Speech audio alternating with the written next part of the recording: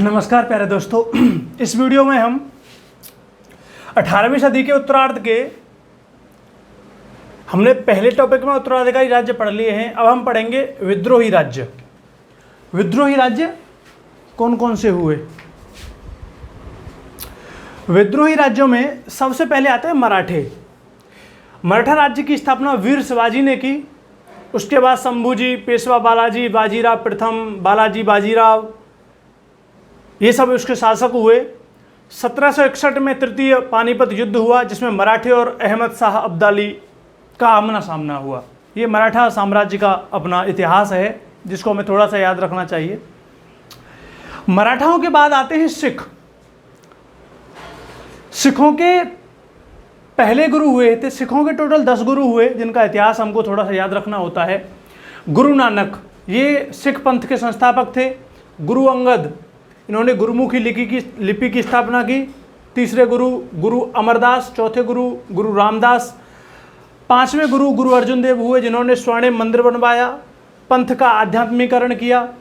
जहांगीर ने इनकी हत्या करा दी। छठवें गुरु हुए गुरु हरगोविंद, जिन्होंने पंथ का सैनिकीकरण किया। ये हमें याद रखना है कुछ चीज़ें, किसने सैनिकीकरण किया, किसने स्वर्ण मंदिर बनवाया, किसकी हत्या जहांगीर ने की। नेक्स्ट गुरु हैं गुरु हरिराम। नेक्स्ट गुरु हरिकृष्ण। गुरु तेग बहादुर, जिनकी जहांगीर ने हत्या की। गुरु गोविंद सिंह ने खालसा पंथ का निर्माण किया और इनके पुत्रों को वजीर खान ने मरवा दिया। उसके बाद बंदा बहादुर ने कुछ दिन के लिए सत्ता संभाली। फिर तब से गुरु ग्रंथ साहब सिखों का नेतृत्व कर रहा है। गुरु ग्रंथ साहब के द्वारा सिखों की पंथ की जो है बागडोर संभाली गई है। तीसरा विद्रोही राज्य था जाट। जाटों का इतिहास काफ़ी खतरनाक रहा है। फिर भी गोकुल प्लस राजाराम जाट 2 भाई हुए थे। उसके बाद चूरामण जाट ने सत्ता संभाली और बदन सिंह ने जाट राज्य की स्थापना की। सूरजमल जाट को जाटों का अफलातून अर्थात प्लेटो कहा जाता है, जिन्होंने अंग्रेजों, मराठों और विदेशी आक्रमणकारियों के डांट खट्टे कर दिए। ऐसा जाटों का इतिहास है। मूल्यांकन के दृष्टिकोण में हम देखें तो 18वीं सदी के पूर्वार्ध का मूल्यांकन 3 दृष्टिकोणों से किया जाता है। यहाँ विशेष ध्यान देना है, ये मेंस में काफ़ी लाभदायक है।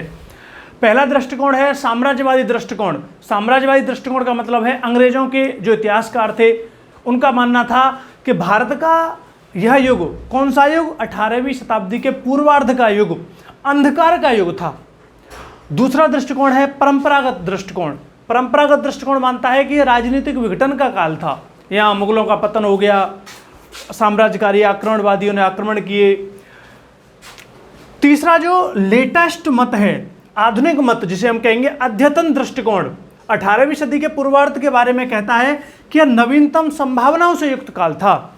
इस काल में बहुत ही संभावना, जैसे मराठों के लिए संभावना थी, अफगानों के लिए संभावना थी, वहीं अंग्रेजों के लिए संभावना थी, जिसका उपयोग न मराठे उठा पाए न अफगान उठा पाए, और अंग्रेजों ने उसका लाभ उठाया और भारत पर कब्जा कर लिया। तो हम अब तक पिछली 2 या 3 वीडियोज में समझ चुके हैं कि 18वीं सदी का पूर्वार्ध का मूल्यांकन क्या है, उसकी स्थिति क्या है, उसका राजनीतिक दृष्टिकोण क्या है।